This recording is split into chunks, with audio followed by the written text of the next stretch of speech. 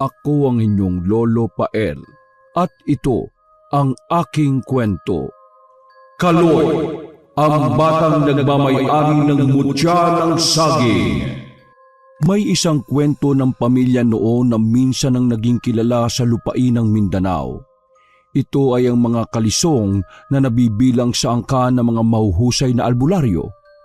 Nariyan si Mang Elisto o mas kilalang Eli, ang ama ng 3 magkakapatid na lalaki. Si Kuya Kanor ang panganay, si Carlo ang pangalawa, at si Kaloy naman ang pinakabunso na tila naging dahilan ng pagkamatay ng kanilang ina. Dahil ng isilang ito ay nagkaroon ng komplikasyon sa panganganak na siya nitong ikinamatay. Ang pangyayaring yun ang siyang dahilan kung bakit minsan ay habang lumalaki ang bunsong si Kaloy ay tila sa kanya isinisisi ang pagkawala ng ina. Isang bagay na hindi niya maunawaan noon dahil sa kanyang murang isipan at walang kakayahan na intindihin ang mga bagay-bagay kung bakit sila nagagalit sa kanya. Ngunit habang lumalaki siya, ay unti-unti niyang nauunawaan ng lahat ng sinasabi sa kanyang mga panunumbat. Kung bakit palaging mainit ang ulo sa kanya ng mga ito at kung bakit minsan ay nagagawa siyang saktan pisikal man o emosyonal. Sa halos araw-araw din na namumuhay sila at nag-aaral para may pagpatuloy ang nakagisnang gawain ng angkan, ay siya ang palaging tinutukso dahil sa pagiging lampa at mahina niya. Kahit kailan talaga napakabagal mo maglakad, Kaloy. Tingnan mo, magdidilim na. Niwala pa tayo sa kalahati ng paglalakbay natin. Kapag nainis kami ni Carlo baka iwan ka na lang namin dito. Bahala ka, madami pa namang aswang sa lugar na ito. Oo nga, iwan na natin yan, kuya. Hindi na talaga nagbago Mula noon hanggang ngayon Paasanin pa rin natin ang batang yan. Alam mo na kasing malayong paglalakbay na ginagawa natin, sobrang bagal mo pang maglakad. Isa pa, napakalampa mo. Ilang beses ka nang nadadapa Tingnan mo yung mga sikot tuhod mo, napakarami ng sugat. Pasensya na po, kuya. Sa totoo niyan ginagawa ko naman po lahat para makasabay sa inyo Sadyang madali lang talaga ako mapagod at mahina ang tuhod ko. Ang sakit-sakit na nga po ng mga paa ko Kaya sana kahit konting pasensya po mga kuya. Ay nako, hindi pwede ang ganyan sa angkan natin. Ang mga albularyo ay hindi pwedeng pabagal-bagal. Tayo ang magiging tagapagmana at inaasahan ng ating mga kalahi. Tapos, kilos mo lang di mo kayang baguhin. Ikaw talaga yung nagdadala ng kamalasan sa atin Ikaw na nga yung dahilan ng pagkamatay ng nanay natin. Tapos, ikaw pa din ang magiging pasanin sa buhay ni tatay. Mahiyaya ka nga. Kuya, hindi mo na kailangan sabihin sa kanya yun. Hindi niya pa yata alam na. Hindi niyo na po kailangan magbulungan. Naririnig ko naman kayo Matagal ko nang alam na ako ang dahilan ng pagkamatay ni nanay. Hindi naman po ako bingi para di marinig yung palagi niyong pinag-uusapan sa tuwing may nangyayaring masama sa pamilya Ako po yung malas. Ako yung mahina. Nasa akin na lahat ng mga katangiang hindi pasok sa inyong mga pamantayan Ano ka ba, Kaloy? Tumigil ka na nga dyan sa sinasabi mo. Huwag ka na nga magsalita. Hindi, kuya. Kailangan ko pong magsalita kasi kailangan nyo rin pong marinig yung nasa loob ko Gusto kong humingi ng tawad sa inyo kung ano man yung nagawa ko ng panahong yun. Ang hindi ko lang maintindihan ay bakit ako ang kailangan sisihin sa pagkamatay ni nanay? Ano bang muwang ko nun? Ginusto ko ba yun? Ginusto ko bang walang makagis ng ina? Sinisigaw mo ba kami? Ano, lumalabang ka na? Sandali, ano ba? Tumigil na nga kayong dalawa. Ang yabang mo Akala mo naman may pagmamalaki ka na. Alam pa mong yan? Kung makasigaw ka, akala mo kung sino ka. Ano ba akala mo? Kaya ka namin pinagsasabihan na mahina dahil ganun lang yon? Hindi, Kaloy. Hindi ganun yon. Kung hindi, bakit? Totoo namang mahina ka Totoong pasanin ka. Lalo na ni Itay. Pero itong tatandaan mo, Kaloy. Hindi sa lahat ng pagkakataon ay nasa tabi mo kami. Paano kung isang araw wala kami ni Itay? Sinong tutulong sa'yo? Kailangan mong maging matapang, maging malakas para di ka mapahamak. Hindi ko naman talaga gusto to Hindi mo gusto ang ano, ha, Kaloy? Hindi mo gusto na ituloy ang misyon natin? Opo. Kailangan ba talaga natin gawin to? Bakit yung ibang bata nakikita ko nag-aaral lang, naglalaro, samantalang tayo, lakad ng lakad at kung saan saan nakakarating. Hanap ng hanap sa mga mutyang di ko naman alam kung bakit kailangan natin hanapin. Ano bang mapapala natin sa mga yan? Hindi ko maintindihan kuya eh. Ano bang pinaghahandaan natin? May kaaway ang angkan natin? O may gera bang magaganap kaya... Huwag ka mag-alala, Kaloy. Dahil lahat ng tanong mo ay tanong din namin ni Kuya. Mas marami na kaming pinagdaanan kaysa sa iyo na mas bata. Pero kailangan natin magtiwala sa tatay. Kapag sinabi niyang aralin natin ang kaalamang natanggap, gawin natin. Siya ang mas nakakalam sa tama at mali. At kung para saan ang lahat ng ito. Sundin na lang natin ang sinasabi niya dahil mas alam niya kung bakit natin ito ginagawa. Tama. Kaya wag na kayo masyado mareklamo, no? Wag na rin kayo magtanong o kokontra pa. Tara na. Nauubos na yung oras natin eh. Kailangan pa nating umakyat sa bundok na yon para sa mutya ng saging na ayon sa bulong-bulungan sa bayan minsan ang nakita sa tuktok. Maganda rin kayo. Gaya nung una baka mapasabak din tayo sa labanan dahil siguradong may nagbabantay sa mutyang yon. Nang sabihin niyo ng kanyang kuya ay walang nagawa si Kaloy kundi ang huminto na lamang sa pagluha at sumunod sa paglalakad ng mga kapatid. Tama rin ang kanyang turan, mula nang magkamalay siya sa gawaing albularyo ay palagi na siyang isinasama sa mga paglalakbay.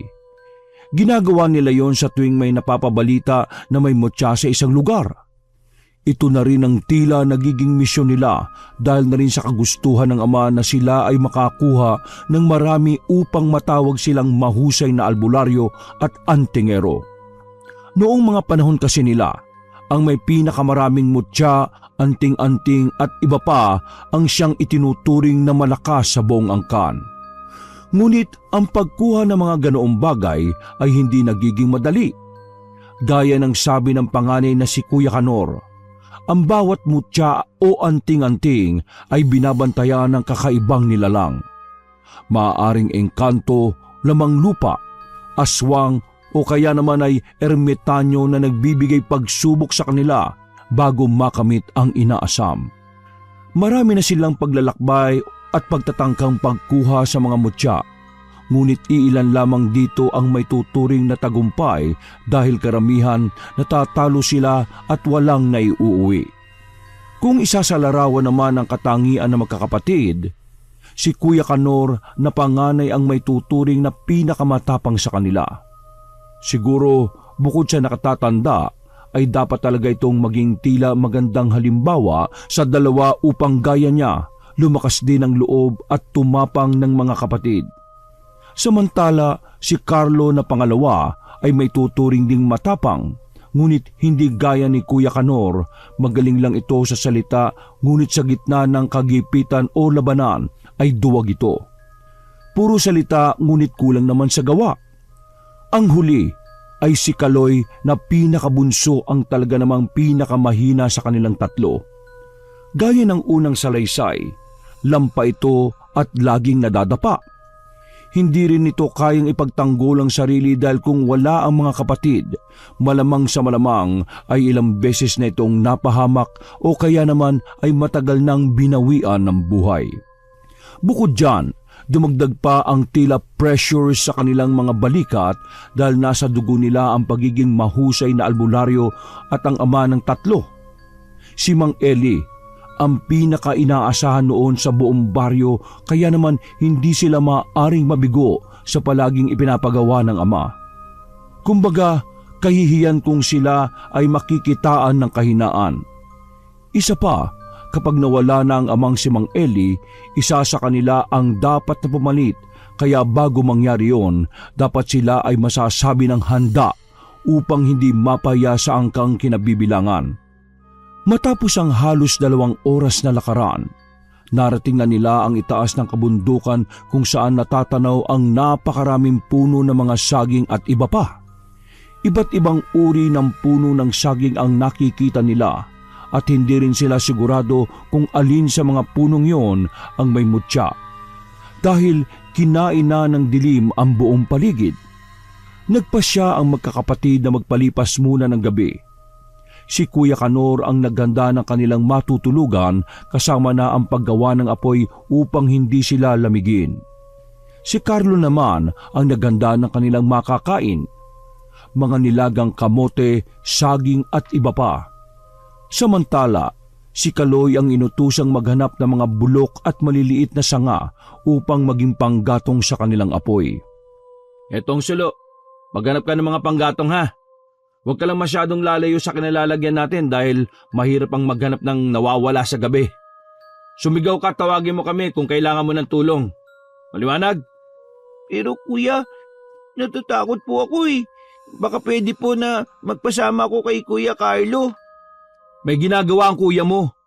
Kapag sinaba mo siya, anong kakainin natin mamaya? Lagi ka pa namang gutom. Isa pa, ano bang laging bilin ni Tay Eli sa atin ha? Sumunod po sa nakakatanda. O ngayon, tatanungin kita, sino mas matanda sa atin, Kaloy, ha? Kayo po ni Kuya Carlo. Pero wala naman po sa edad, hindi ba? Kapag sariling kaligtasan mo ang kailangang intindihin. Yang ka na naman, Kaloy eh. Nakikipagtalo ka na naman sa akin eh. Ba't ka matatakot para sa kaligtasan mo? Ano bang silbi ng mga itinuro sa atin, Itay, kung hindi mo gagamitin kung sakaling may panganib? Isa pa, hindi ba't sabi ko na sumigaw ka o tawagin kami kapag kailangan mo ng tulong? Sige na, baka abutin tayo ng umaga dahil sa pagdadahilan mo. Bilis na, Kaloy! Bilis na! Sige po, kuya. Gaya ng laging nangyayari, walang magawa si Kaloy kundi sundin ng kuya niyang mas nakatatanda sa kanya. Gamit ang sulo, matyaga siyang naghanap ng mga bulok at tuyong sanga na magsisilbi nilang panggatong. May iilan siyang napupulot pero hindi ganun karami. Sa takot na baka pagalitan siya ng kanyang mga kuya, panandalian siyang lumayo upang mas makahanap ng mas marami pa. Ilang minuto nang makarami-rami na, naisipan niyang lumingon kung nasaan ang kanyang mga kuya. Ngunit kadiliman lamang ang kanyang nakikita. Hindi na niya matanaw ang apoy na binuo ng kanyang kuya. Hindi na niya matanaw ang apoy na binuo ng kanyang Kuya Kanor. Na mga sandaling yun, ang kinalalagyan niya lamang ang maliwanag dahil sa hawak na sulo. Ilang akbang pa ang ginawa niya at nang makumpirmang napalayo nga siya at naligaw, ay unti-unti siyang nakaramdam ng kaba at takot. Mas lalo pang nakaramdam siya ng takot nang marinig ang kakaibang kaluskos mula sa kung saan. Agad siyang napasigaw ng wala sa oras. Kuya Kanor! Kuya Carlo! Ngunit walang tumugon sa kanyang mga tawag. Kuya, sumagot po kayo! Naligaw na ako! Pakiusap sumagot kayo, kuya! Kuya Kanor! Ngunit makalipas ang halos 10 minuto ay wala pa rin tumutugon na boses. Na mga sandaling yon ay napaluha na si Kaloy dahil sa labis na takot. Naglakad siya ng mabilis at inilawan ng bawat madadaanan, ngunit pawang mga puno lamang ng saging ang kanyang nakikita at natatanaw. Lalo siyang kinabahan at natakot nang humampas pa ang malamig na simoy ng hangin na muntik nang magpapatay sa sulong hawak-hawak niya. Dahil doon, nagtayuan ang kanyang mga balahibo. Napamasid siya sa kawalan at sadyang nilalamon ng nakabibinging katahimikan ng buong paligid. Hahakbang na sana siya upang magpatuloy sa paglalakad, ngunit nakarinig siya ulit ng mga kaluskos na nagmumula sa kanyang likuran. Dahil doon, napalunok siya ng laway habang unti-unting nililingon ito. Hindi ka aswang, hindi ka engkanto, hindi ka multo. Napasigaw si Kaloy at nabitiwan ng mga hawak na sanga dahil sa pagkagulat nang tumambad sa kanya ang isang matandang lalaki na sobrang kulubot na ang balat. Puti na ang mga buhok at nakayuko. Puti na ang mga buhok at nakayuko na rin na tila kuba. May hawak yung sanga na nagsisilbi nitong tungkod. Sino po kayo? Anong ginagawa nyo rito sa tuktok ng sagingan? Gaya ko ba'y narito kayong tatlo para sa mutya ng saging? Teka, bago ko po kayo sagutin, bakit alam mong tatlo kaming narito? Saka, bakit alam mo yung tungkol sa mutya? Albularyo ka din ba o isang ermitanyo na bantay ng mutya ng saging? Kanina ko pa naririnig na isinisigaw mo ang pangalan ng dalawang lalaki, Kuya Kanor at Larlo, hindi ba? Napakamot sa ulo si Kaloy dahil sa tinurang yun na matanda. Saka, totoo bang albularyo ka? Ilang taon ka na ba? 12? 13? Heh, napakabata mo pa para ituring ang sarili mo na isang albularyo. Hindi pa naman po ko ganap na albularyo. Pero kami sinasanay na at may kaalaman na tungkol sa ganong gawain. Pero hindi niyo pa po sinasagot yung tanong ko eh. Sino po ba kayo? Kilala ko sa maraming pangalan. Ngunit estranghero ako sa taong hindi ko lubos na kakilala kagaya mo. Hindi ko po maintindihan yung sinabi niyo. Narito ba kayo para sa mutya? Opo, nandito kami para kunin ang mutya ng saging. Saka hindi po ako 13, 15 anyos na po ko. Bata ka pa rin. Kaya pala. Anong kaya pala? Teka lolo, naliligaw po kasi ako eh. Hindi ko na makita kung nasaan sila kuya. Baka po pwedeng matulungan niyo ako. Hindi ka naligaw. Sadyang iniligaw ka. Alam mo na kung sino o ano ang may gawa nun. Sinadyang iligaw? Nino po? Halika, lumapit ka't ibubulong ko. Baka marinig kasi tayo ng mga nilalang na tinutukoy ko. Inilapit ng binatilyo ang kanyang tenga sa matanda at pinakinggang mabuti ang ibinulong nito. Kabunan. Nang marinig ni Kaloy ang katagang ibinulong ng matandang lalaki, napaatras siya at nanlaki ang kanyang mga mata sa pagkabigla. Kung hindi siya nagkakamali, ang isang gabunan na isang uri ng aswang na mababagsik at nabibilang sa matataas na uri. Bukod sa sadyang malalakas sa mga nilalang na yon, ay may kakayahan din ng mga ito na wala sa ibang uri ng aswang. Kaya nilang magbago ng anyo anumang oras nilang gustuhin. Kaya nilang gayahin ang baboy ramo, lobo, aso at iba pa na mula sa pinakamaamo hanggang sa pinakamabangis na hayop. Bukod doon, kaya rin nilang manakit at maging halimaw kahit sikat pa ang haring araw. Sila ang mga aswang na hindi nakakalipad at kumakain ng tao minsan sa isang taon. Ang mga gabunan din ang itinuturing sa kanilang lupain na malakas at nakakatakot na kalaban ng tulad nilang may lahing albularyo o antingero. Hindi pa po ko nakakita ng maski isang gabunan. Sabi ng tatay ko, ilang dekada na ang nakakaraan eh. Napatahimik na sila ng mga mahusay na albularyo noon eh, na mula sa lahi namin. Kaya parang imposible na meron pang natira sa kanila. Ngunit biglang natahimik din si Kaloy na maaari din naman talagang posible na may nakaligtas sa digmaan nangyari noon. At isa pa ay totoo namang misteryoso ang pagkaligaw niya. Hindi lang isa ang naritong gabunan, bata. Madami silang nakamasid at binabantayan ng mutya. Binabantayan po? Pero bakit? Anong gagawin naman nila sa mutya ng saging? Kaya ba nilang hawakan ng bagay na yon? Napakamot na lang ng ulo ang matanda sa dami ng tanong ni Kaloy. Para itong isang batang paslit na nangungulit sa kanyang lolo at panayang tanong sa kanyang mga nakikitang bagay. Ngunit imbis na mainis ay sinagot na lamang siya ng matanda na puno ng pasensya. Hindi ko rin alam ang sagot sa mga tanong mong yan, iho. Kaya babalaan na lamang kita.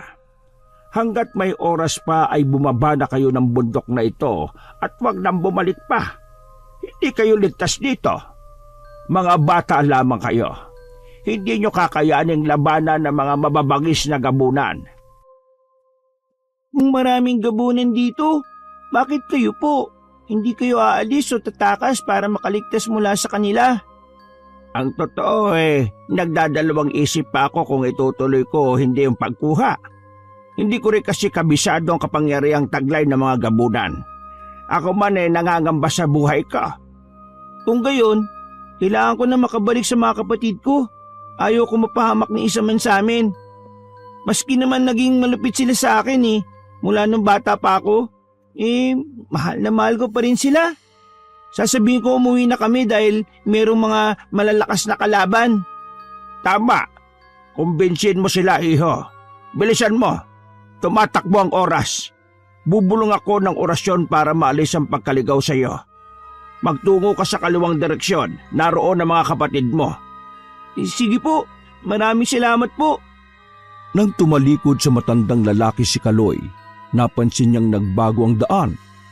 Nang muli niyang ibaling ang tingin sa isa upang magpakita ng tuwa, wala na ito roon. Napabuntong hininga siya bago muling pulutin ng mga nabitiwang panggatong at bumalik sa kanyang mga kuya. 5 minuto lamang ay natanunan niya ang lugar na may apoy kaya't alam niyang naroon ang kanyang 2 kuya. Nang makarating, agad niyang ibinaba ang panggatong at hindi na nagdalawang isip pa na sabihin ang ipinagbilin sa kanya na matandang nakausap.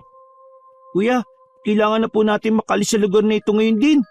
Ang pagkuha sa mutya, wag na po natin ituloy. Delikado. Anong sinasabi mo, Kaloy? Malamang, naduduwag na naman yan, kuya. Anong duwag? Hindi ba't sa ating tatlo ikaw ang pinaka? Oy, tinatanong kita, Kaloy. Anong sinasabi mo na kailangan na nating umalis dito? Wag na po natin kunin ang mutya, delikado.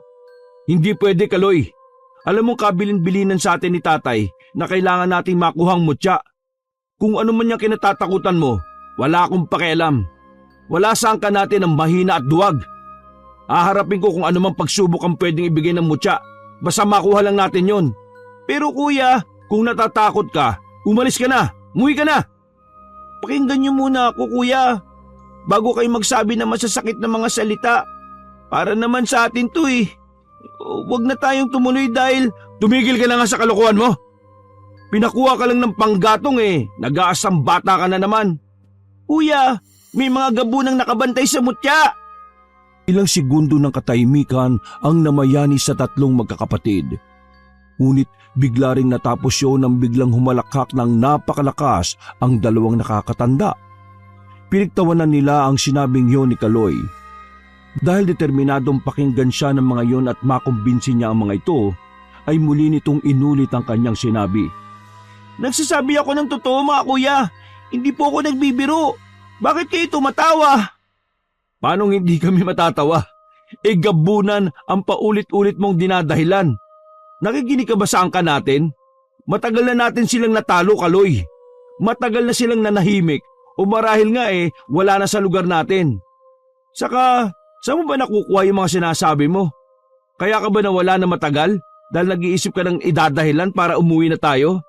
Dahil ang totoo, ulitin ko takot ka lang, Kaloy. Takot ka! Bakit ayaw niyong maniwala sa akin? Isang albularyo din na nagsabi sa akin noon na mas nauna sa atin na magpunta rito. Nakita ko sa mga mata niya na nagsasabi siya ng totoo Sa totoo nga niyan, naligaw talaga ako kanina dahil sa kagagawa ng isang gabunan at siya ang tumulong para makabalik ako sa inyo. Para masabi kong impormasyon na to. Nakakatawa ka talaga, Kaloy. Albularyo, sa gitna ng madilim na sagingan. Nako, malay mo, gabunan na yung nakita mo at nagpapanggap lang. Nauto ka naman. Huwag ka nang gumawa ng kung ano-anong kwento, Kaloy. Bilang nakatatanda sa ating 3, ako na nagsasabi sa yung wala na mga gabunan sa lugar natin. Huwag ka na mag-ilusyon o mag-isip ng kung ano-ano. Natatakot ka lang kaya mo iniisip at nasasabi ang mga bagay na yan Kung nagsasabi ka man ng totoo, ano pa ang silbi ng mga kakayahan at kaalaman natin? Kung may mga aswang man, kayang-kaya natin silang labanan. Sa dami ng nakaharap natin, ngayon pa ba tayo matatakot? Pero iba ang mga gabunan, Kuya Kanor. Alam mong hindi natin sila kaya dahil... Uulitin ko, Kaloy Pwede ka nang umuwi kung gusto mo. Hindi ko kailangan ng isang duwag dito. Baka mamaya ikaw pa yung maging dahilan ng pagkatalo namin kung sakaling magkagulo dito. Sige na, umuwi ka na lang. Duwag! Hindi ako aalis nang hindi ko kayo kasama. Naku, bahala ka na nga sa buhay mo. Ang gulo-gulo mo. Kumain ka na dyan. Ang tagal-tagal mong bumalik, nakaluto na't lahat-lahat eh. Kayo po Kuya Carlo, kumain ka na? Tapos na kami kanina pa no, sa'yo na yan. Pakabusog ka, para may lakas ka mamaya, baka gutom lang yan. Nagdesisyon ng dalawang kuya niya na manatili sa lugar na yon at hintayin ang pagbaba ng mutya ng saging. Walang nagawa si Kaloy kundi ang manatili na din dahil hindi niya kayang iwanan ang mga ito. Hindi niya kakayanin kung may mangyari sa kanila. Pinagtibay na lamang niya ang loob sa kung sakali mang may lumusob sa kanila ay nakahanda siya upang makatulong at hindi maging isang pabigat. Nang matapos siyang kumain ay nahimlay na ang kanyang mga kuya. Siya naman ay didalawin ng antok dahil sa labis na pag-aalala. Patingin-tingin siya sa paligid at nakikiramdam. Ayaw niyang makatulog dahil baka sa oras na mangyari yon ay doon sila salakayin ng mga gabunan. Upang di makatulog ay lumapit siya sa apoy at may inilabas sa kanyang bulsa. Isa yung maliit na libreto ng mga anting-anting. Isang maliit na libro kung saan may mga nakasulat na mga orasyon at mga pagpapakilala ng mga mutya. Binasa niya ang impormasyon tungkol sa mutya na sadya. Ayon sa mga nakasulat, ang mutyang ito ay gaya rin ng iba pang mga mutya pagdating sa pagbibigay ng kakaibang kakayahan. Ang sino mang nagtataglay nito ay magkakaroon ng pambihirang liksi, lakas at tibay ng pangangatawan, talino at proteksyon. Habang nagbabasa ay unti-unting nailalagay sa isip niya kung ano ang maaari niyang taglayin oras na makuha niya ang mutya. Kung makukuha ko ang mutya, siguradong hindi na nila ako sasabihang mahina o kaya naman lampa. Pero paano ba makukuha ang mutya ng saging? Teka, saan ba yun nakasulat? Ipinagpatuloy nga ni Kaloy ang pagbabasa. Ayon sa mga sumusunod na impormasyon, ang naturang mutya ay maaring makuha kapag maliwanag at bilog na ang buwan. Sandaling tumanaw si Kaloy sa kalangitan ngunit hindi pa bilog ang buwan. Sa pagpapatuloy niya ng pagbabasa, isang paraan pa ang pwede nilang gawin. Ayon sa nakasulat, may ibang mutya ng saging ang hindi na nangangailangan ng maliwanag at bilog na buwan. May ilan daw sa mga mutya ang mailap ngunit sa madilim na kapaligiran mapagmamasdan. Ito ay taliwa sa unang nabasa ni Kaloy. Magkaibang paraan pero parehong mutya ng saging ang tinutukoy. Malakas niyang binasa ang mga susunod na nakasulat. Sa madilim na kapaligiran ay isang nagliliwanag na bagay sa dulo ng puso ang matatanaw. Ito ay tila liwanag na kulay ginto at maaasam lamang ang kapangyarihan sa pamamagitan ng pagsalo gamit ang bibig.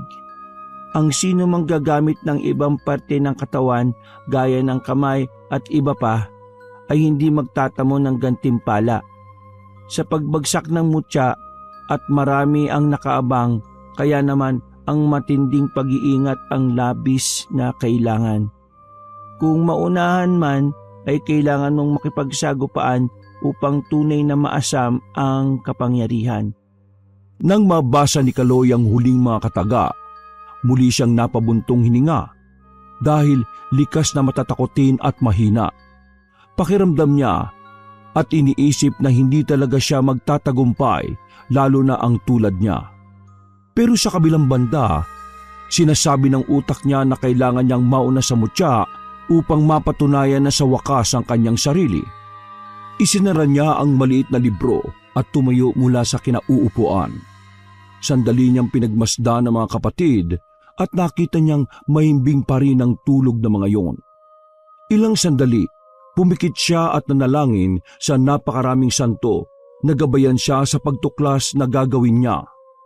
Matapos, kinuha niyang muli ang sulo at inapuyan yon. Pasensya na mga kuya.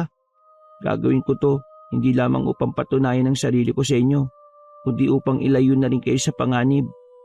Ano man ang mangyari sa akin, ang mahalaga ako lang ang masasaktan at wala ng iba pa.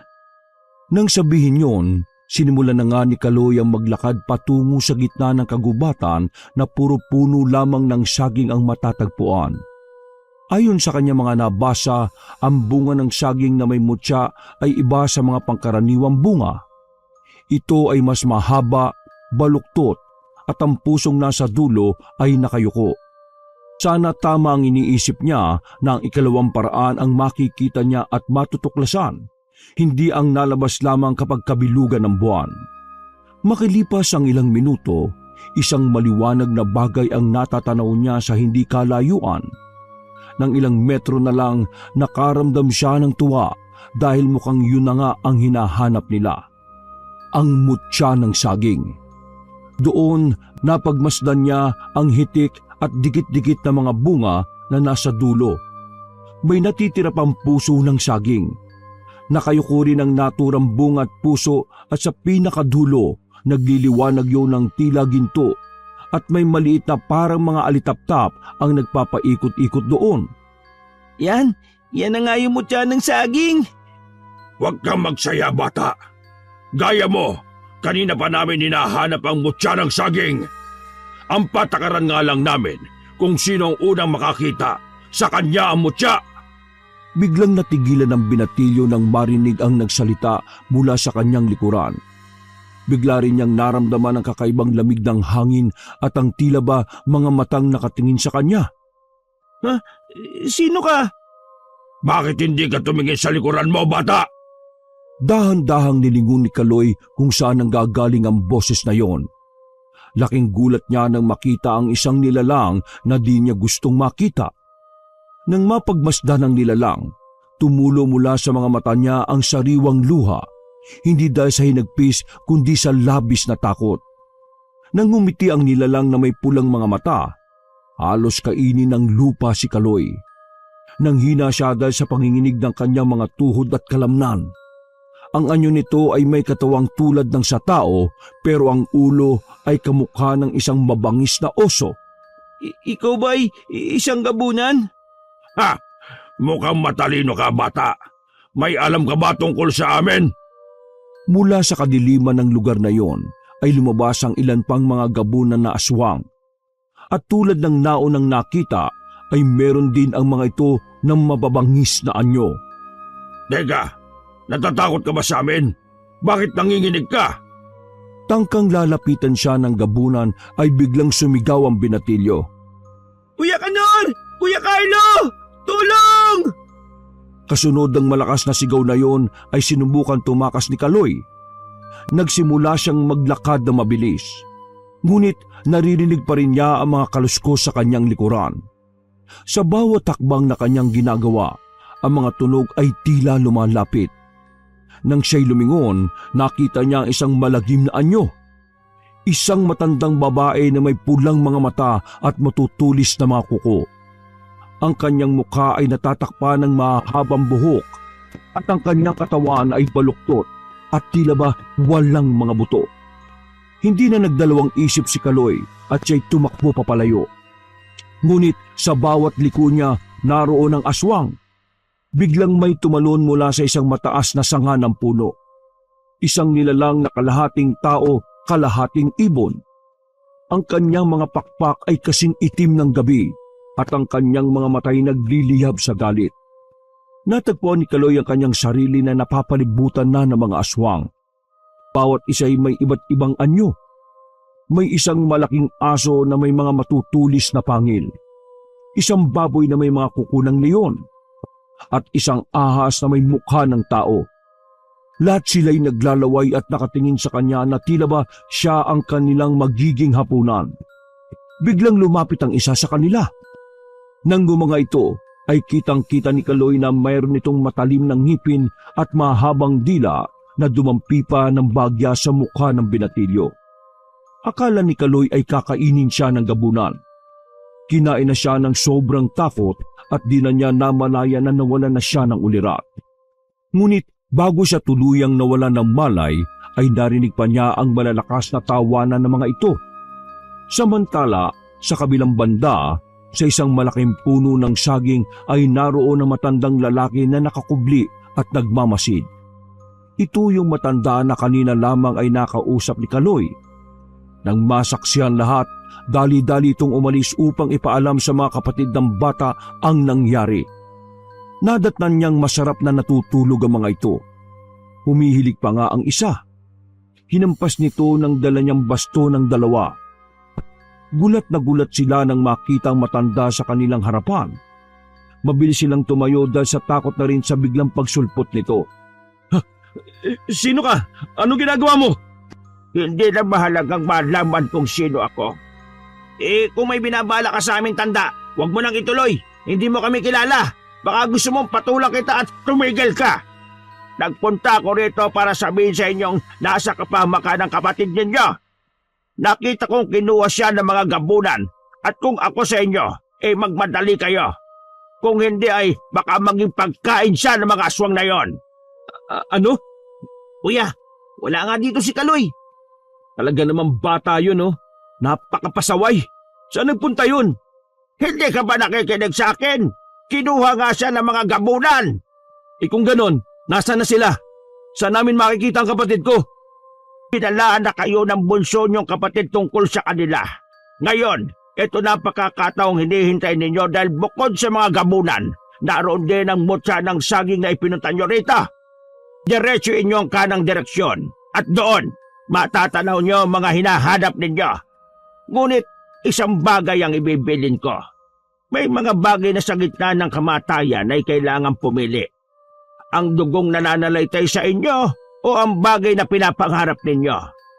Sana piliin nyo kung alin sa dalawa ang lamang at tama para sa inyo. Ang labo mong kausap. Halika na, Carlo. Kailangan natin iligtas ang pasaway na batang yon. Oo, kuya. Humanda sa akin yon. Malilintikan talaga yun sa akin. Mabilis pa nga sa 4:00 ang pagtakbong ginawa ni Canor at Carlo upang puntahan ang bunso nilang kapatid na si Kaloy. Sinunod nila ang sinabi ng matanda. Tinungo nila ang direksyon kung saan sila liliko at doon nga nila nakita ang kanilang kapatid na nakatali sa isang puno ng saging.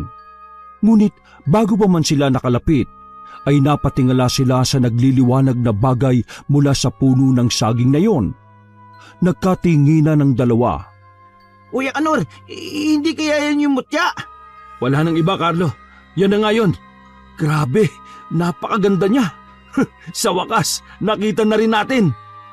Ang atensyon nila ay tila nabatubalani na sa mutya at saglit na nakalimutan ang kalagayan ng kapatid. Naagaw lamang ang kanilang pansin nang marinig nila ang pag-ungol nito. Nakabusal din pala ang bibig nito kaya hindi nito magawang magsalita. Nagpupumiglas ito ngunit hindi siya makawala sa pagkakatali. Mula sa mga sulong hawak-hawak na nagbibigay ng liwanag, nakita nila ang ekspresyon ng bunsong kapatid na tila sinasabing huwag silang lalapit. Inutuban na silang may kapahamakang naghihintay sa kanila. Lalakad na sana si Carlo ngunit pinigilan siya ni Canor at sinabing maghanda. Sandali, maging mapagmatsyag ka muna, Carlo. Hindi tayo pwedeng padalos-dalos ng kilos. Ha? Bakit kuya? Naalala mo yung sinabi ng matanda kanina? Kinuha ng gabunan ng kapatid natin. Posibleng nandito sila, kaya kailangan natin maghanda. Yung patalim, ilabas mo. Ay, oo nga pala no, nakalimutan ko. Kinakabahan ako. Ngayon lang ay may napansin ako nakatingin sa atin eh. Hindi isa, marami silang nag-aabang. Ibig sabihin, nagsasabi pala ng totoo si Kaloy. Mukhang may mga gabunan ngang nagbabantay sa mutya. Mula sa likod ng nagtataasang puno ng saging, naglabasa ng mga nakakatakot na nilalang. Pulang-pula ang mga mata ng mga iyon. May matutulis na mga ngipin at kuko, kasabay ng mga katawang may mahabang balahibo. Ang iba ay naglalaway at ang iba naman ay naglalabasa ng mahabang dila. Nang mga sandaling yon, sa unang pagkakataon ay naramdaman nila ang salitang takot na palaging nararamdaman ng bunso nilang kapatid.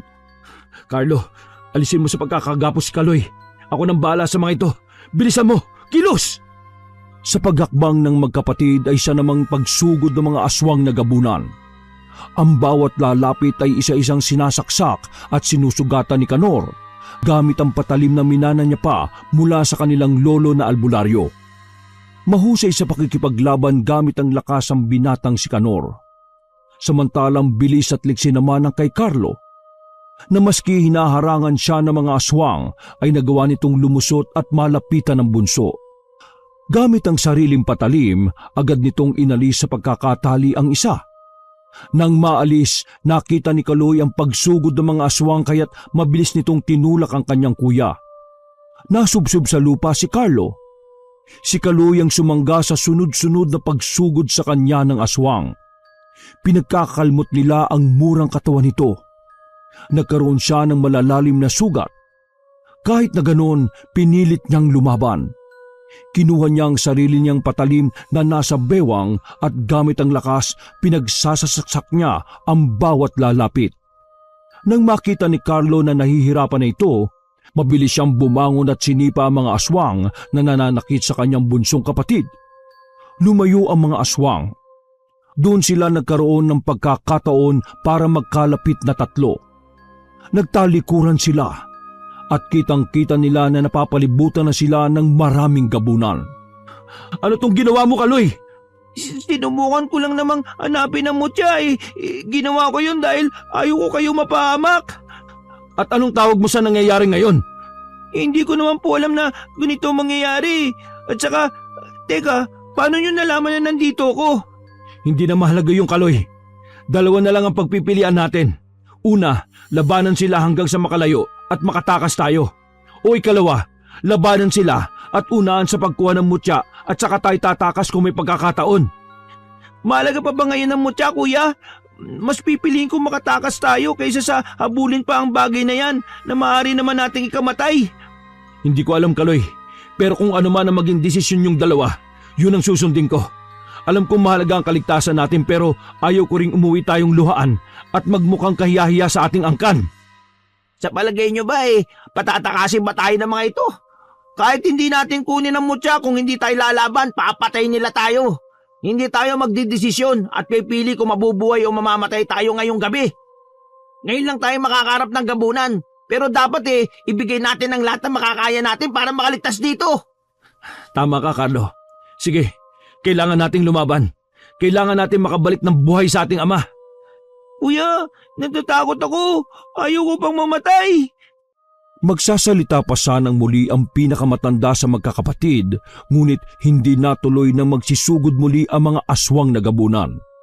Sa pagkakataong yon, isang gabunan ang naging baboy ramo na sobrang laki at tumalon papunta sa kanila. Dahil doon, napasigaw ang tatlo at muling nagkahiwa-hiwalay. Gaya ng una, lumaban ng buong tapang si Kanor. Si Carlo naman, nang papalapit na ang mga aswang ay parang bata itong nagtatatakbo. Samantala si Kaloy halos maihisa sa lawal na maging isang malaking aso ang kaharap na gabunan. Maawa kayo sa amin, pakiusap. Kunin nyo na lang yung mutya, huwag lang ang buhay namin. Napatras man at nanginginig. Nakahawak pa rin siya sa patalim at nakahanda niya itong gamitin kung sakaling sugurin siya ng malaking aso. Labis siyang ginagapi ng takot lalo na't gumagawa ito ng nakakatakot na pag-atungal. Sa loob ng halos 5 minuto ay nagpatuloy ang labanan sa pagitan nilang magkakapatid laban sa mga aswang na gabunan. Ilang sandali, nasakal si Kaloy ng isa sa mga yon at inihagi sa puno ng saging kung nasaan ang mutya. Sa lakas ng pagkakahagis ay tila ba nabalian ang likod niyang tumama sa katawan ng puno. Doon halos mapapikit siya mula sa sakit na nararamdaman. Nang iangat niya ang kanyang ulo, kitang-kita ng dalawang mga mata niya kung paanong pagpapapaslangin ng 3 gabunan ng ikalawa niyang kuya na si Carlo. Nang mawalan yon ng lakas, iniangat ito ng isang gabunan at pinutulan ng ulo. Kuya Carlo! Nang ibaling niya naman ang tingin sa harap, nakita niya ang papalapit na gabunan. Nakahanda na ang matulis nitong mga kuko at ngipin upang siya ay paslangin. Ngunit bago makalapit ay nakita niya ang pagsulpot ng kuyang si Kanor at pinaslang nito ang aswang. Nang makalapit sa kanya, kinuha nito ang kanyang kamay upang alalayan sana, ngunit napakaraming gabunan ang biglang humila rito.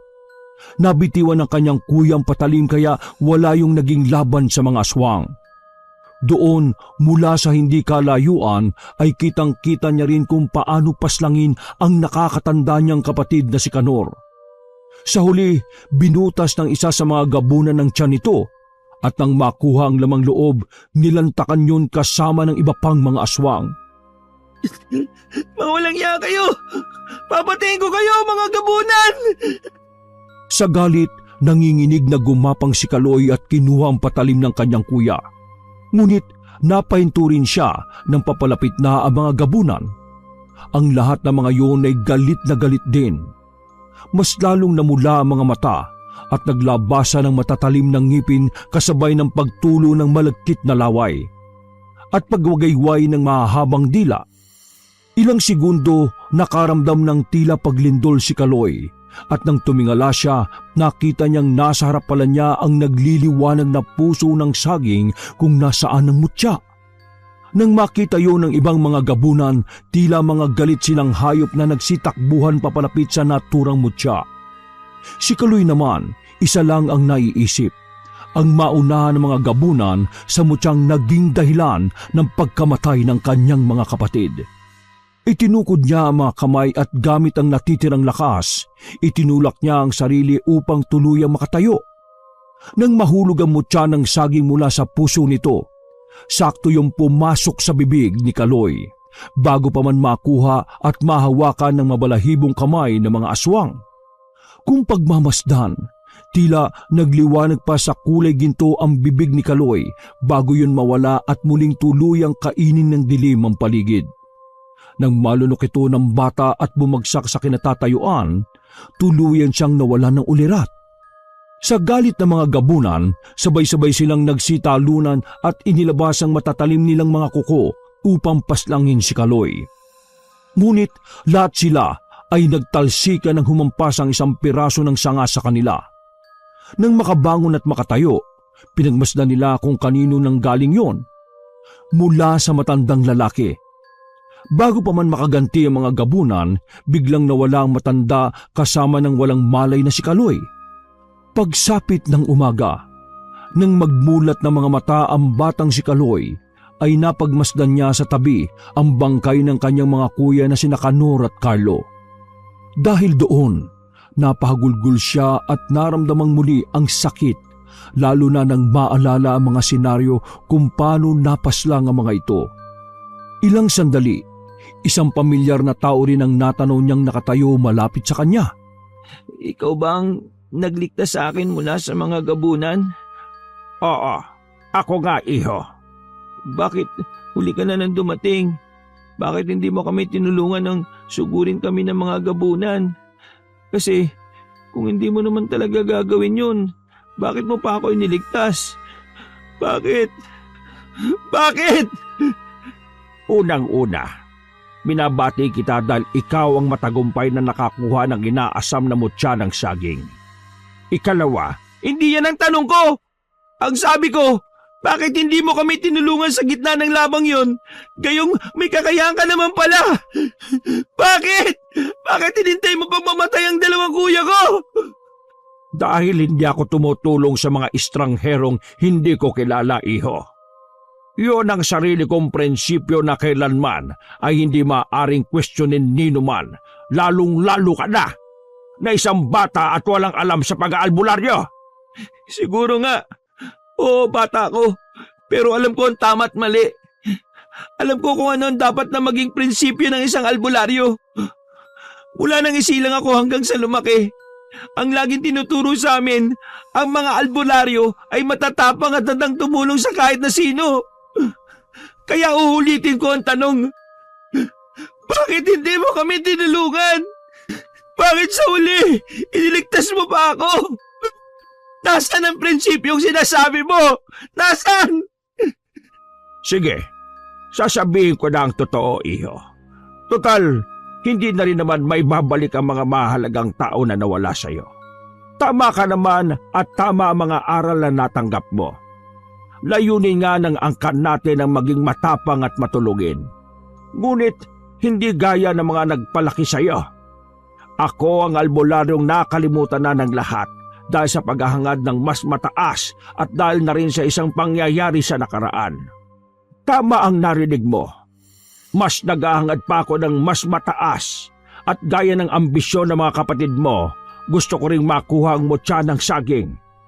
Alam kong makakasagupan niyo mga gabunan at tinayaan kong mangyari yon. Dahil akala ko ay matatalo niyo sila. Sabi mo kasi lumaki kayo sa pagsasanay at kaalaman kaya't inaasahan kong magtatagumpay kayo. Ang iniisip ko habang nakikipaglabang kayo kapag malapit nyo nang makuha ang mutya ay saka ko ito aagawin. Alam kong alam mo ang nasa isip ko dahil naiisip mo na rin yon, hindi ba? Tama ka. Naisip ko yun pero hindi ako katulad mo. Hindi ka bagay magmay-ari ng mutya ng saging dahil wala kang puso. Wala akong puso. Anong tawag mo sa ginawa kong pagliligtas sa iyo at sa pagkuha ko sa bangkay ng mga kapatid mo? Sana tinulungan mo man lang kami bago mapatay ang kapatid ko. Sana buhay pa sila. Kasama ko pa sana sila ngayon. Wala na tayong magagawa. Nangyari na ang nangyari, bata. Sige, gusto mo pasalamatan kita sa pagliligtas mo sa akin? Pinilit umupo ni Kaloy at tumingin siya sa itaas. Isang malakas na pagdura ang kanyang ginawa sa may apak nito sa lupa. Sana hindi mo na lang ako niligtas. Hindi ko rin alam kung ano ang pumasok sa isip ko kung bakit kita iniligtas. Kung yung mutya lang naman ang gusto mo, bakit di mo na lang inagaw? Dahil nakita kong walang ibang pwedeng magmay-ari noon kundi ikaw. Ikaw ang pinili ng mutya. Alam yun ng mga gabunan. Ako ang pinili ng mutya at kapalit nito ang 2 buhay ng kapatid ko. Pero bakit ako ang pinili? Marahil ay nakita rin sa iyo ng mutya ang nakita ko sa iyo. Yun ay dahil may angking kang katapangan at ganda ng kalooban. Palagi kang may malasakit sa iyong mga kapatid, iho. Magalit ka sa akin, ayos lang. Karapatan mo yon. Pero iho, tatandaan mo, sa susunod na kailanganin mo ang tulong ay palagi lang akong naririto. Mag-ingatan mo ang mutyang nakakabit na sa iyo. Gamitin mo ito sa kabutihan at hindi sa kasamaan. Sa huli, humihingi ako ng tawad sa pagkukulang ko bilang kaangkan mo sa dugo ng mga albularyo. Marami kang pagsubok na kakaharapin. Maging handa ka at bukas sa mga suliranin. Paalam, iho. Paalam. Nang mawala sa paningin ng matandang lalaki, ay saka lamang muling umagos sa mga mata ni Kaloy ang luha. Muli niyang tiningnan ang bangkay ng kanyang mga kapatid at dahil doon, nakaramdam siya ng labis na paghihinagpis. Nilakasan niya ang loob. Tumayo siya at itinali sa likuran ng bangkay ng 2. Sa kanang kamay niya naman ay naroon ang ulo ng isa.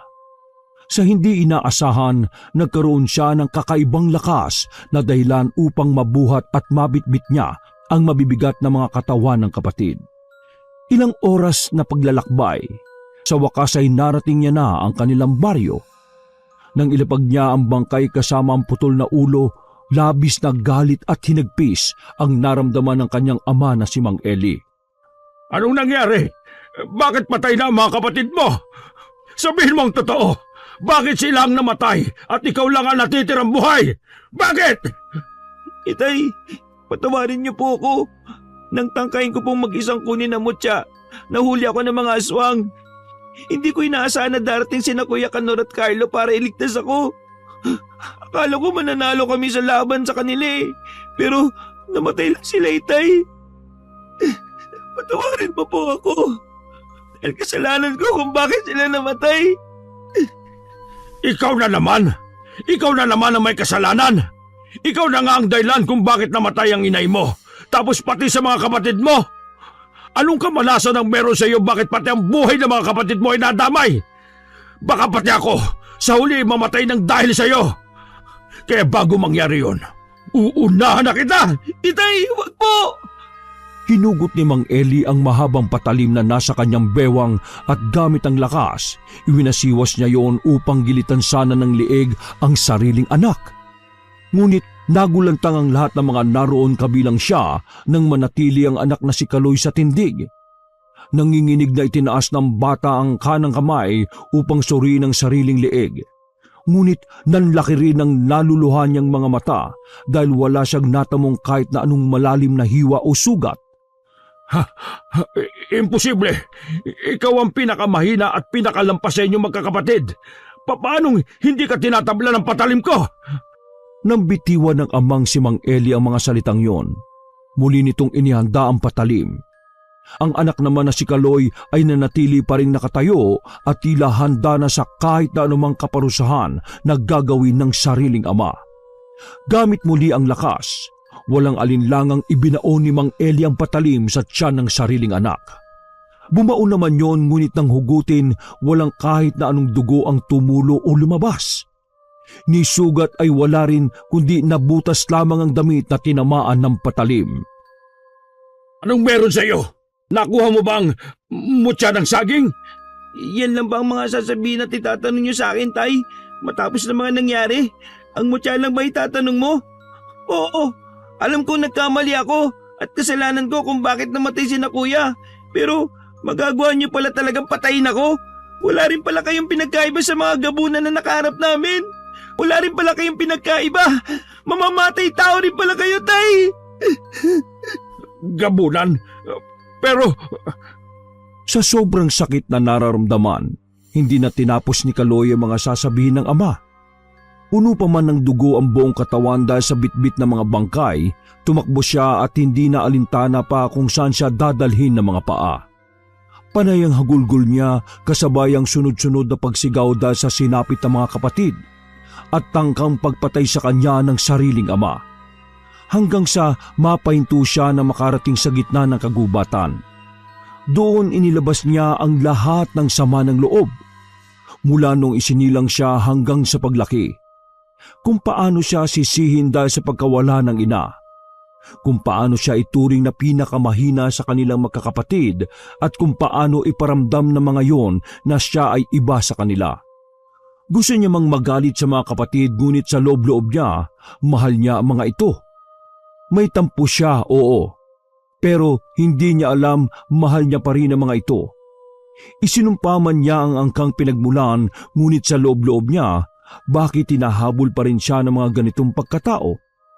Hindi niya maunawaan pero isa lang ang alam niya. Kailangan niyang patunayan sa sariling ama na nagtangka sa kanya na hindi siya mahina, na hindi siya lampa, na hindi siya pasanin. Na kahit bata ay kaya niyang sundan ng yapak nito at tuparin ang pangarap ng mga kapatid na maging albularyo.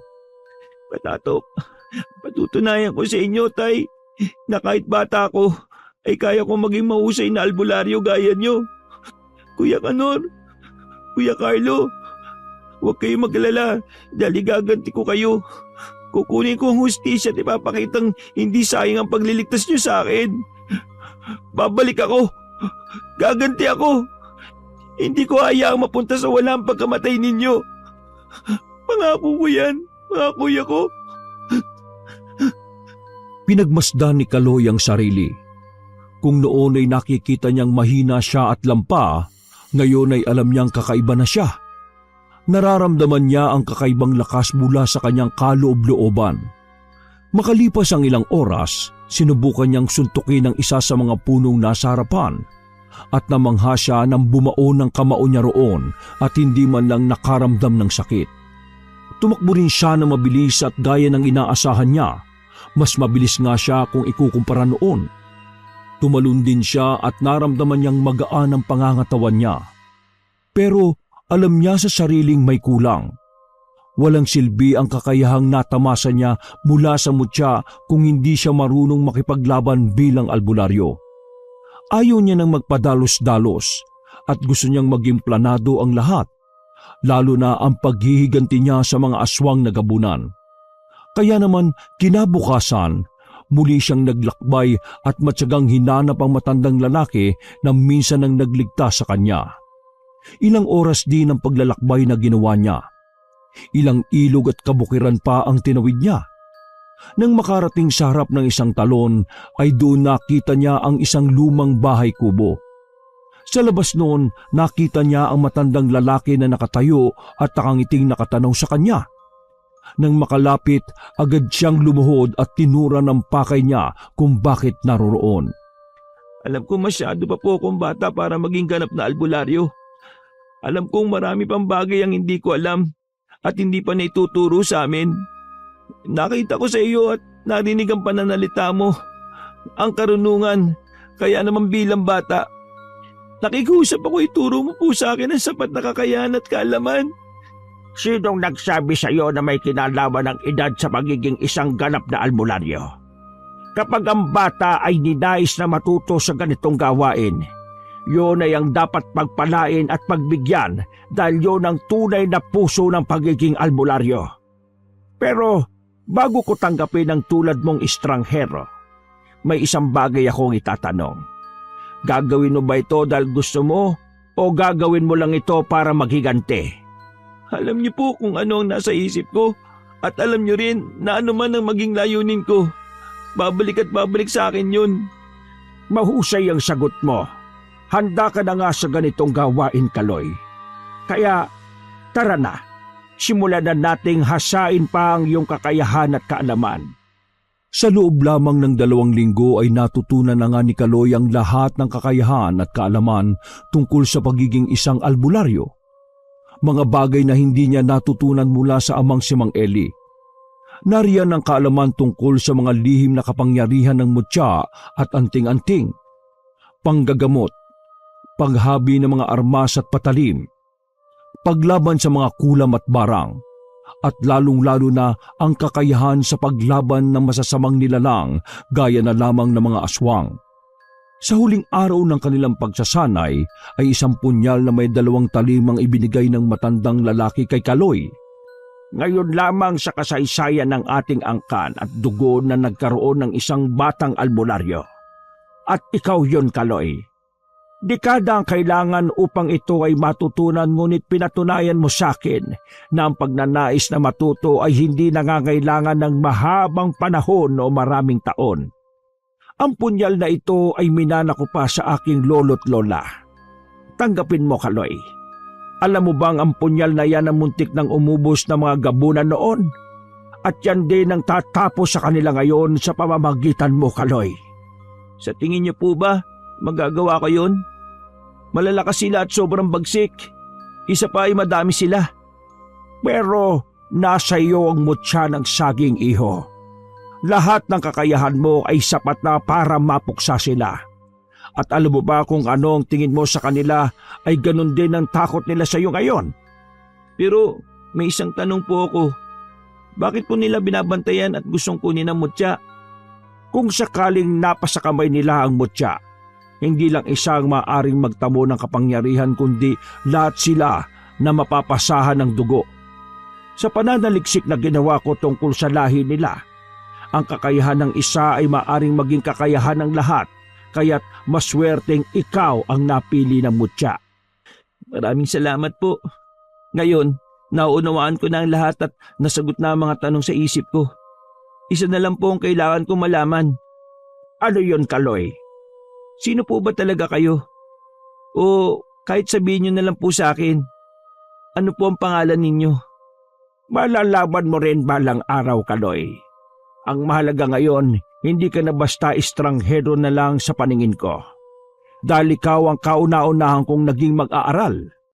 Matapos ang araw na yon, nagpaalam muna sandali si Kaloy dahil nais nitong dalawin ang libingan ng namayapang mga kapatid. Hindi man siya sigurado kung saan nakalibing ang mga ito, pero mag-oobserba siya upang makita ang mga yon. Kaya naman kinabukasan, na makabalik sa kanilang baryo ay hindi na siya nagdalawang isip pa na hanapin ang pinaglibingan ng mga yon. At nang masigurong walang tao sa bahay nila, pinasok niya ito. Walang nagbago roon maliban na lamang sa isang plato na naglalaman ng pagkain na iba na ang amoy dahil tila panis na. Naroon din ang isang basong tubig na tila hindi na naiinom ng ilang araw. Nang makita ng batang Kaloy ang mga bagay na yon, napakunot-noo siya dahil sa pagtataka. Sinuri niya ang paligid ng kanilang bahay at wala namang kakaiba roon. Naagaw lang ang atensyon niya nang makarinig ng mga nag-uusap mula sa likuran ng kanilang bahay.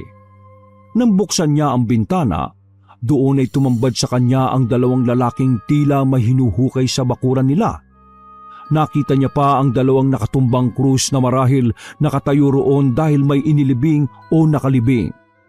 Napatingin pa ang dalawang lalaki sa kanya at nang mapagtantong ang bangkay ng mga kapatid niya ang hinuhukay roon, napuno ang bata ng galit.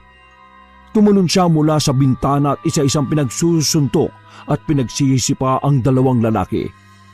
Malit man siya sa mga ito ay hindi yung naging hadlang upang hindi niya ito mapatumba. Nang nanghihina na ang mga lalaking nakumpirma niyang gabunan dahil sa magpapalit sana ng anyo, agad niya itong tinanong. Bakit nyo hinukay ang bangkay ng mga kapatid ko? Sila ba talaga ang hinahanap nyo ako? At nasaan ang itay ko? Sa tansya ko, ilang araw na siyang nawawala at hindi yun nagkataon lamang. Nasaan siya? Nasaan nyo siya dinala? Hindi namin alam ang sinasabi mo, bata. Bata pala ha? Sandaling pumikit ang batang si Kaloy at ilang sandali lamang bumulong ito ng kakaibang orasyon na itinuro sa kanya ng matandang lalaki. Maya-maya, nagwawala ang dalawang lalaking gabunan at nakahawak sa ulo dahil nananakit yon sa hindi maipaliwanag na dahilan. Nang hindi pa rin sila umaamin, mas nilakasan ni Kaloy ang orasyon at dahil doon nagsisisigaw ang dalawang lalaki. Sasabihin na namin, totoo ginala mo. Nasa poder namin ang ama mong albularyo. Dinukot namin siya. 3 araw na ang nakakaraan. Balak din namin kunin ang bangkay ng mga kapatid mo. Pero bakit? Anong dahilan? Alam mo na yon kung bakit. Dahil sa mutyang inagaw mo sa amin. Wala akong inagaw. Sabi nga ng isang mga kalahi mo, kung sino ang nauna ay siya ang magwawagi. Pareho tayo nag-aabang. Sadyang ako lang ang nauna. Pero hindi yung dahilan para idamay niyong ama at bangkay ng mga kapatid kong nananahimik na. Nasaan ang kuta niyo? Sabihin niyo!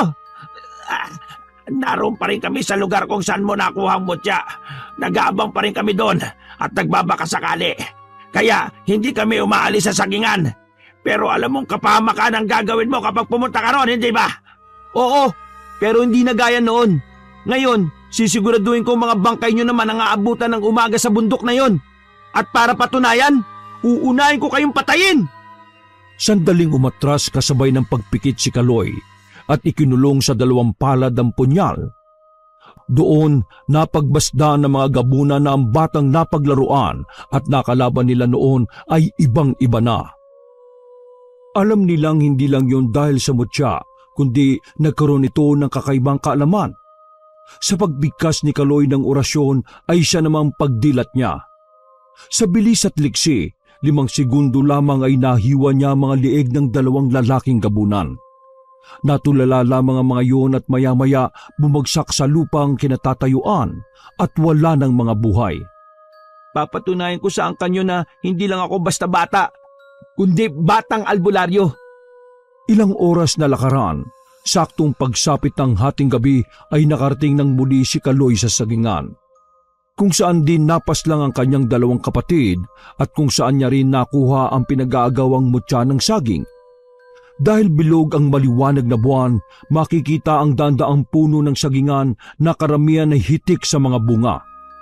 Bukod doon, maari nga namang magkaroon muli ng mutya, kaya marahil tama ang pinaslang niyang mga gabunan.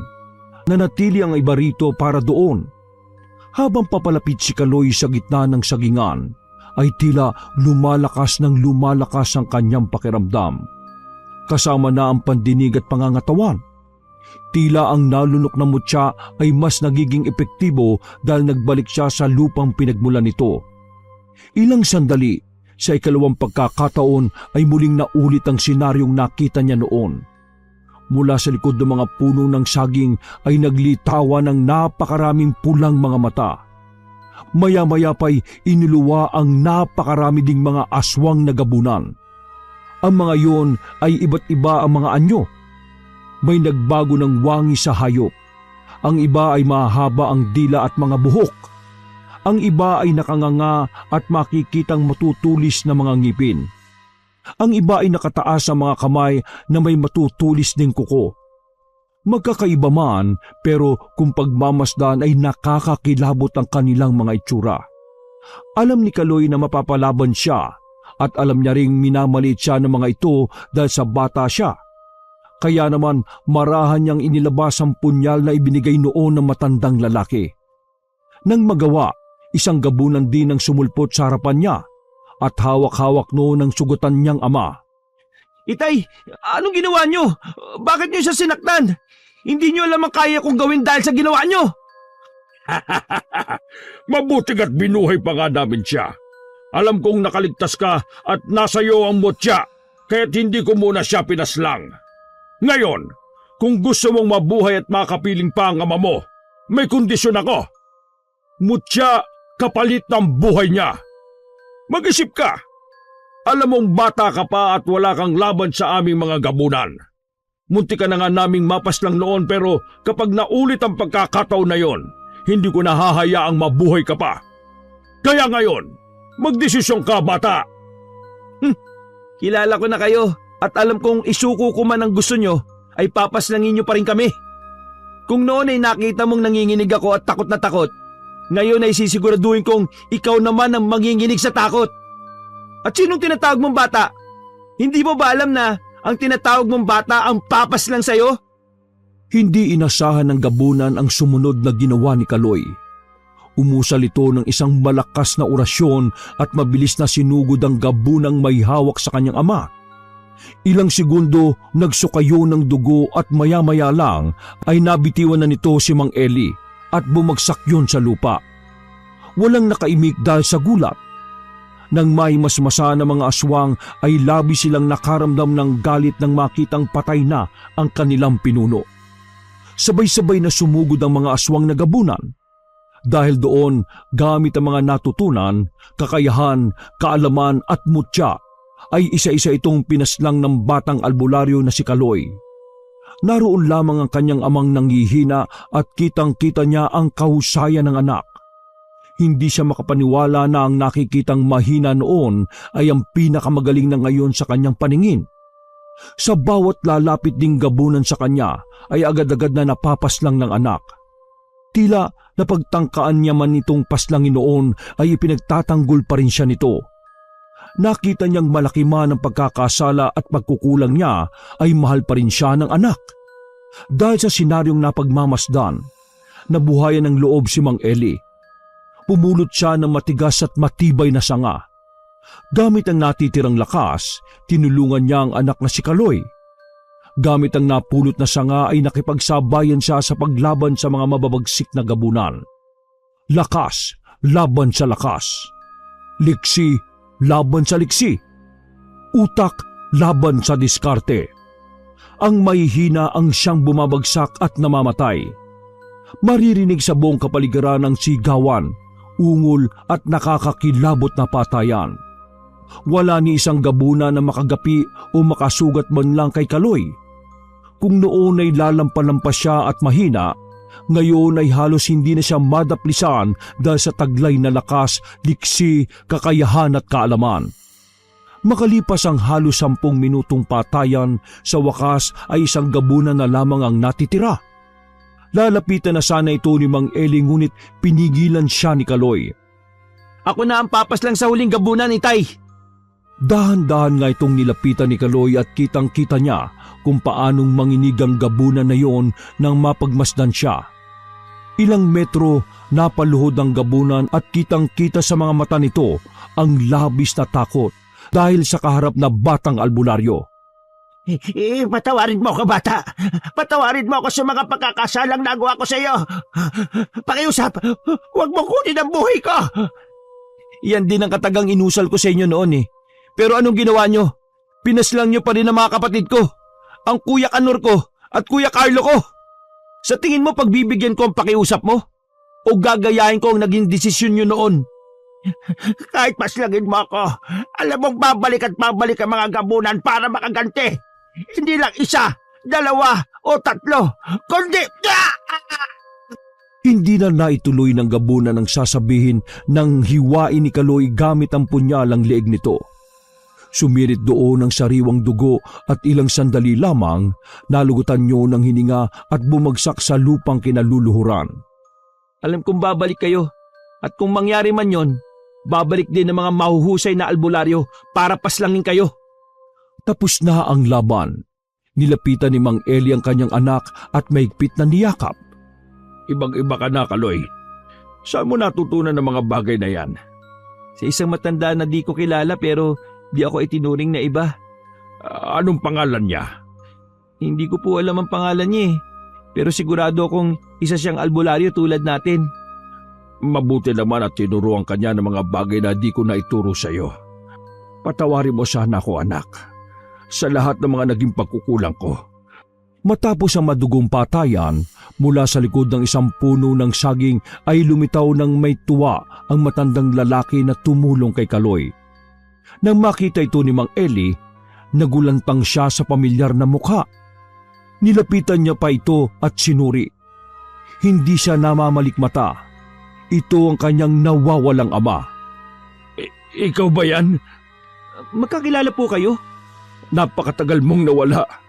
Akala ko'y patay ka na o kaya naman ay hindi nakaligtas noon nang makipaglaban tayo sa mga gabunan. Kilala niyo po siya, Itay? Siya po yung matanda na sinasabi ko nagturo sa akin eh. Hindi lang magkakilala, Kaloy. Ang taong ito ay ang Lolo Kaloy mo. Tama ang narinig mo. Lolo Kaloy. Dahil sa kanya ko hinango ang pangalan mo.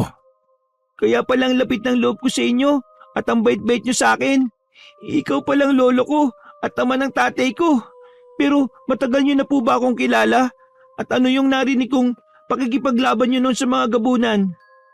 Mahabang panahon at kasaysayan na ang lumipas, iho. At tama ka ng mga narinig. Kasama kami ng ama mo sa mga mahuhusay na albularyo noon na umubos at nagpatahimik sa mga gabunan. Nang matapos ang madilim na kaganapan noon, ay nagpakalayo-layo ako dahil sa pagkamatay ng Lola Flora mo na kagagawan din ng isang gabunan. Tumalikod man ako sa tungkulin, pero ang pagkatao ko ay patuloy na hinahanap ang pagiging isang albularyo. Nagpatuloy ako sa matahimik na pamamaraan hanggang sa makita ko kayo. Muli, humihingi ako ng kapatawaran dahil hindi ko alam na kayo ay mga angkan ng kalisong at mga apo ko pa pala kayo. Kung alam ko lang marahil ay nailigtas pa natin ang mga kapatid mo. Pero siguro ganon talaga ang tadhana. Kung hindi man nangyari yon, malamang ay walang matatawag sa ating angkan na batang albularyo. Ako rin, anak. Kaloy, humihingi ako ng kapatawaran sa lahat ng mga pagkukulang at pagkakasala ko sa iyo.